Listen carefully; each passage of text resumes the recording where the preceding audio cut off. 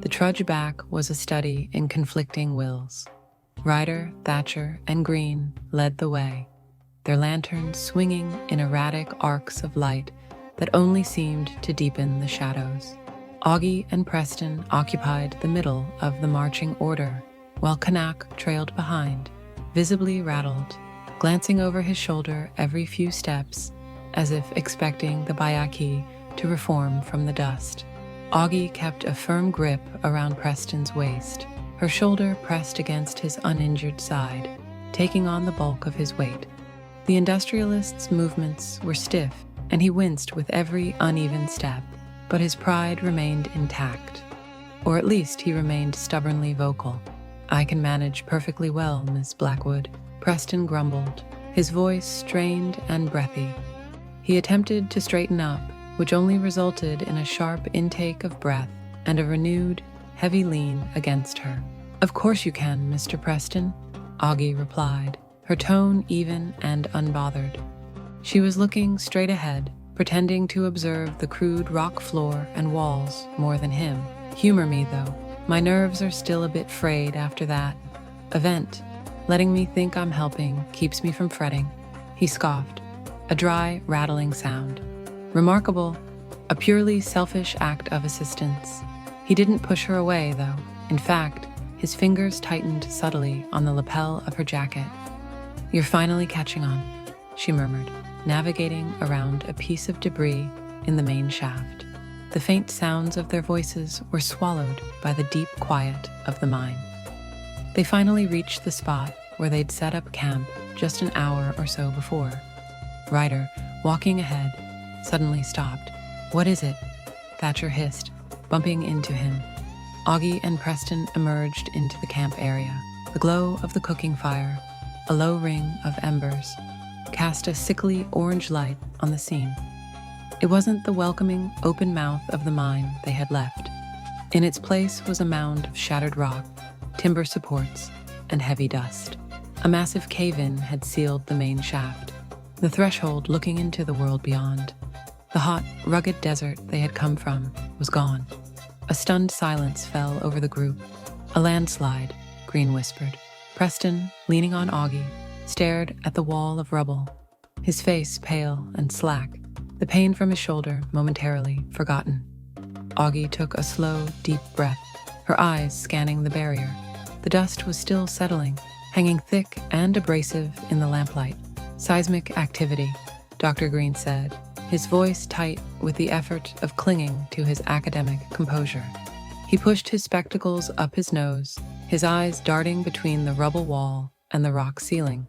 The strain on the support structure was likely exacerbated by a minor tremor. Canuck, however, was already shaking his head. He didn't even look at the geologist, his gaze fixed on the shadows beyond their lamplight. "No, Harrison, this is not pure coincidence. This is the old ones. The whispers, the bad air. The spirits of the deep are not happy we came. Yet they didn't want us to leave. They're closing the door to keep us inside for a purpose." "Spirits, John? Nonsense," Green scoffed, taking a step closer to the rubble. "You're allowing local superstition to warp your judgment. A collapse of rock does not equal a spiritual intervention. We would have heard this happen if it was a purely natural event," Canuck retorted, his voice rising. "You saw the same thing I did back there, and now the place holds us. It isn't hard to draw this connection." As Green prepared a cutting reply, a sound, fine as spun glass, brushed past Augie's ear. It was the faintest sound, yet it cut through the argument like a shard of ice. "Sister of Alara, don't give them the key." Augie froze. Alara? Them? Who was them? And what was the key? Her hand instinctively flew to her side, pressing against the leather pouch tucked securely beneath her jacket.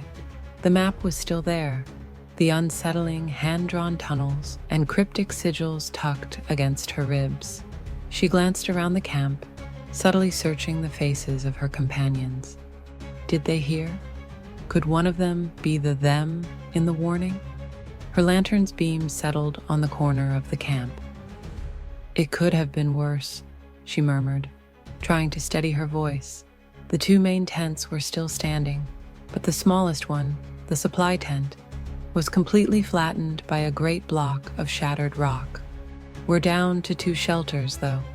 Before Green and Kanak could resume their spat, Thatcher spoke up. He had been quietly examining the darkness behind them, away from the choked entrance. "I was scouting up the main shaft when I heard the shots before," he said, pointing his lantern down the long, dark tunnel that led deeper into the mine.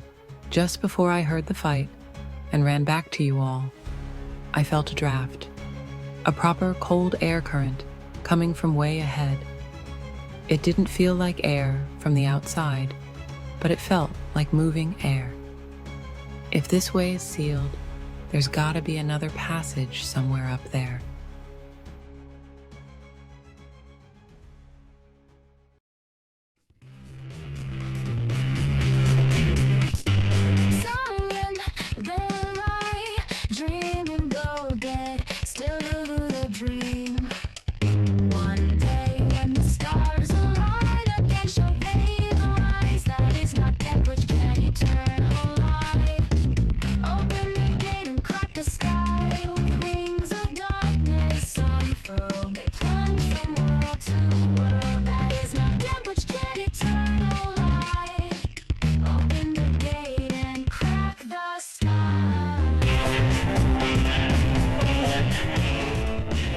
Hi everyone, welcome back to Virtual Muse, the MST3K of RPGs. We're continuing our Cthulhu Dangers game, already in progress. If you want to catch up on the story so far, I'll add a clickable card which links to the first episode, as long as I remember to do that. Otherwise you can find it on the channel homepage, and even more easily in the playlist of RPG Actual Plays. So Thatcher thinks there might be another way out, or at least another passage leading deeper into the mine. This could be both good news and bad news, depending on what they find. Do you think they'll decide to investigate Thatcher's lead, or will they try to clear the rubble from the entrance first? I think they'll make a perfunctory attempt to clear some rubble, but quickly realize the rocks are too big and heavy to move. That makes sense, given the situation. Clearing the rubble might seem like a straightforward solution, but finding another passage sounds like a more feasible option. What do you think about Kanak's theory that the old ones closed the door to keep them inside? Do you think there's any truth to it? Given the confrontation with the Bayaki earlier and now this, there must be a connection. The timing of these events does seem suspiciously coincidental. I think Kanak's instincts might be onto something. Perhaps they did disturb something they shouldn't have, and now they're facing the consequences. I think Preston would suggest that they need to rest at camp, despite the cave-in, before they do anything. Yeah, I think Augie would appreciate the chance to tend to Preston's injury and take care of herself before pushing forward. She's resourceful and practical, so she would recognize the value in resting and regrouping while they can. Augie might say something like, "All right, let's take an hour to regroup and tend to Preston. We can't have him bleeding out while we're trying to decide on our next move." Preston would agree with this, and ask Ryder to prepare them all some food, and to get some clean water and bandages for him from the surviving supplies. I'm not exactly sure how this healing should work in terms of the Cthulhu Dangers system, since what's happening narratively isn't anyone using a specific item or skill. I think I'll just roll 1d6 and say whatever the result is. That's how helpful the general attempt to clean and dress his wound is, and he gets that many points of stamina back during this period of rest. I think that makes sense. He gains 3 stamina back, bringing him to 10 out of 14. That fits. He's an older man. Resting and having his injury tended to do him some good, but he doesn't instantly bounce back to normal. And while Preston is sitting there, with Augie and the others fussing over his injured shoulder. He's using lamplight to read the journal he found. To imagine some of the stuff he reads, we need to think a little more about what's going on in the story and do some world building. The Baeki is listed in the Cthulhu Dangers rulebook as a servant of Hastur, but I don't remember what Hastur actually is in the Cthulhu mythos. I remember he's known as the King in Yellow, but nothing beyond that. Luckily, I have the Lovecraft lexicon and can look him up. Hastur was originally the god of shepherds in a short story by Ambrose Bierce in an 1891 collection, shown as being benevolent to his devoted worshippers. The name was later used in The Yellow Sign by Robert W. Chambers, as described by H.P. Lovecraft in his essay Supernatural Horror in Literature. Certain talisman is indeed the nameless yellow sign, handed down from the accursed cult of Hastur, from primordial Carcosa, whereof a mysterious book treats, and some nightmare memory of which seems to lurk latent and ominous at the backs of all men's minds. Alright. I guess I didn't remember much because there isn't much, but what there is perfect. Carcosa is the lost city connected to the mine. It might be a literal subterranean city they can physically delve to, journey to the center of the earth style, or a city might be a figurative term here, and what it's describing is a different dimension the mind links up with somehow. We'll decide that later. And the fact that he's known as a benevolent god of shepherds to his loyal followers also fits. That's how he established a hold on the indigenous people that lived in this area, who built this tunnel system in the first place. He used promises and rewards related to animals and agriculture to manipulate the tribe into worshipping him, and ultimately depending on him. That's how he established his cult here. The cursed tribe created a little sedentary society built around unnaturally thriving herds and agriculture, and then jealously defended it, while becoming more and more enthralled by Hastur. The other tribes around them shunned them. They existed in isolation except for raids and skirmishes, until the western expansion of settlers passed over this region and the cursed tribe was dislocated. The expansionist settlers repurposed the existing tunnels into a mine. Maybe this mine was unnaturally productive because Hastur saw an opportunity to use it again as a new way to enthrall people. The promise had been thriving herds and agriculture before, and now it had become gold. But the King in Yellow was still manipulating people by offering what they needed and wanted. The bloodline of that original cursed tribe lives on, and Augie is the descendant of the people who created this place. We'll see how that connection plays out, but for better or worse, her missing sister was right, and she is more involved in all this than she realizes. Also, because we now know Hastur is the old one affecting this place, let's say the yellow sign is important. I have the special die from the game Cthulhu Dice, and we'll add that die to the routine when generating a new area on our grid map. If it shows the yellow sign, then there's some manifestation of Hastur in the area, which probably means a monster encounter. I can almost smell the VHS tape burning as it tries to cram as much action and drama as possible onto the screen. The poor VHS tape. We honor its heroic sacrifice. May its fuzzy signal and tracking issues live on forever in the annals of B-movie greatness. Anyway, I love how you're tying together the ancient cult, the cursed tribe, and the mine's significance. It adds so much depth to our story. What do you think about exploring Augie's ancestry further and uncovering secrets about her family's past? I like that idea. You mean tying the past into present-day events? Exactly. By connecting Augie's ancestral past to her present-day experiences, we can create a sense of continuity and make her journey feel more personal. It also raises questions about heritage, responsibility, and the weight of legacy. How do you think we can balance revealing these secrets without overwhelming the story? Maybe we could add in a parallel plot showing flashbacks about other characters, and explore how the tunnels were initially cleared of the cult before the mine existed. Those flashbacks could reveal information about Augie's ancestry in an organic way, tying it to the narrative. I like where this is going. Let's put a pin in that concept and develop it more as our characters start finding clues about the backstory of this place. After they rest, I think they head into the main mine shaft. As they make their way down the shaft, I imagine Augie keeping a sharp eye out.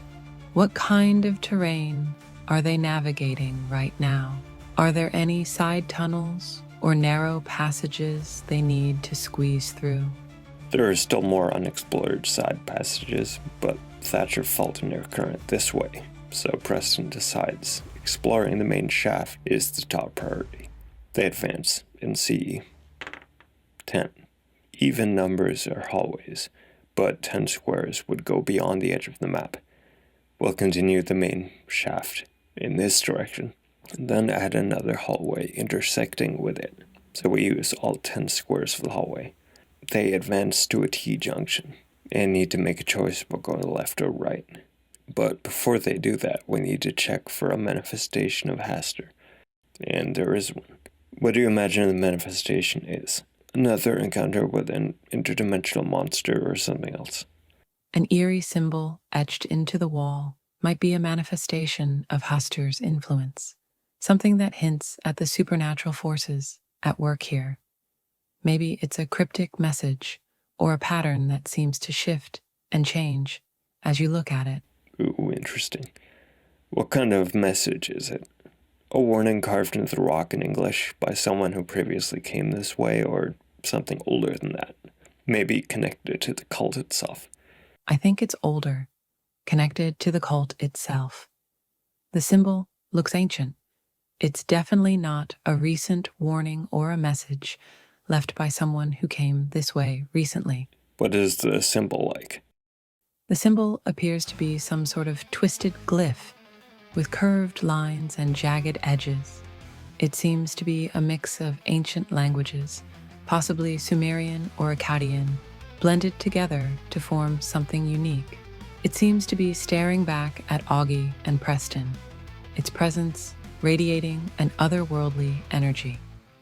Augie's eyes widen as she gazes at it, and she steps forward, her hand reaching out.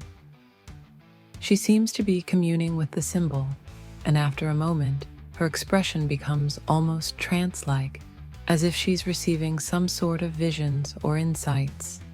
Kanak moves as if to pull Augie away from the symbol, but Preston puts his arm in the way and stops him from advancing towards her, because he's intrigued and wants to see how this goes.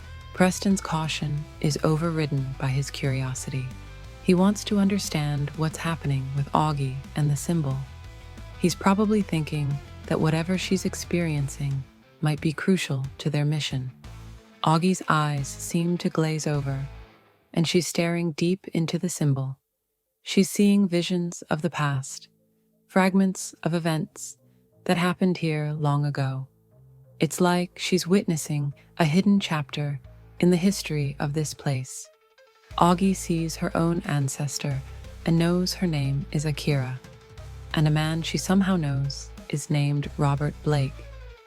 She sees the cult participating in dark rituals to summon Hastur. Her eyes roll back in her head as she's hit with a surge of images and sensations. It's like she's being overwhelmed by the sheer amount of information pouring into her mind. This is intense. She'll definitely need to make a mental fortitude roll to deal with this. First, we should break for another musical interlude. We wrote a parody song about Shadow of Ranzimith, then about Dreams in the Witch House. I think it's time for one about the crawling chaos himself, Nyarlathotep. If I have a favorite of the old ones, it's Nyarlathotep. On it.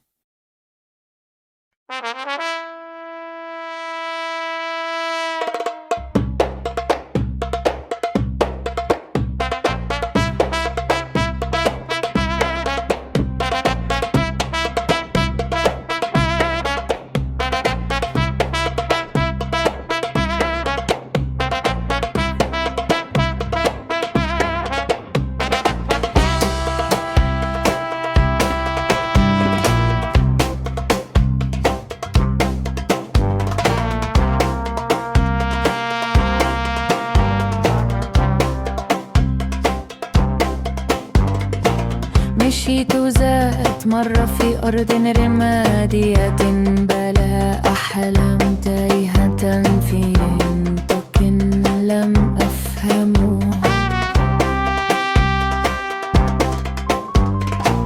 ثم جاء حضورك ريح سوداء من السماء، وفجأة أصبح عالمي كذبة مرعبة وجميلة. لا أعرف من أنت، فقط أنك تمسك المفتاح. لقد رحل الكون، بدأ إله جديد بالارتعاش. نيارلا shock my heart, make it beat, wake me from this dreamless sleep. يا لروع تجاربك كهربائية الغريبة، تقطق وكوس السماوات كالمديمة المضيئة، تسحب خيوط القدر برشاقة برد دم وبتسمة الولدان. أرى كوني بوش جبيد غريب، النجوم كلها خاطئة والهندسة موشة، ولكن مع كل تغيير غريب فرحي من السماء. نيارلا حاطب shock my heart, make it beat, wake me from this dreamless sleep. بدأ البث والإشارة، واضح سيمفونية الطنينة تبدد كل مخاوف، كل قوانين القديمة تكسر بطوة تسامية. أنت تيار إله جديد يشوه المكان والزمان. نيارلا حوتب shock my heart, make it beat, wake me from this dreamless sleep. Niyarla hotep, shock my heart, make it beat, wake me from this dreamless sleep.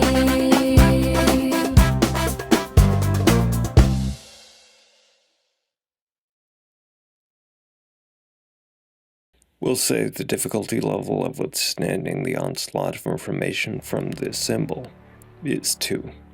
Augie makes her mental fortitude roll and succeeds.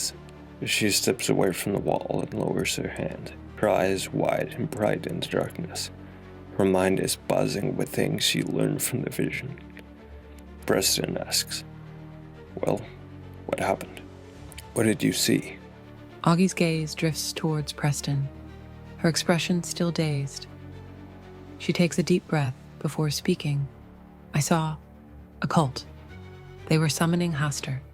Preston gasps, because he understands that, and it makes sense to him. This is the last bit of confirmation he needed, that it wasn't just some normal, unknown creature they encountered before. And the cave-in wasn't a coincidence, and the stories about this mine are all true. This confirmation must be both thrilling and terrifying for him. Now they need to make a choice about going left or right at this intersection of hallways. Did Augie's vision give her any inkling of which way they should go? From what Augie saw in her visions, she thinks the right-hand path might lead them closer to the heart of the cult's operations. She remembers seeing a faint image of a large, ornate door in one of the visions, and she thinks it might be located down that path. If there's some sort of central hub to the right, There might be multiple ways in and out from there. They turn right and advance into the darkness. The air grows thick with an eerie silence as they proceed down the right-hand path. Augie's senses are on high alert, her intuition guiding her through the dark passageway. And we'll leave it at that cliffhanger. If you want to catch the next episode, remember to subscribe to the channel and click on the bell icon to get notifications.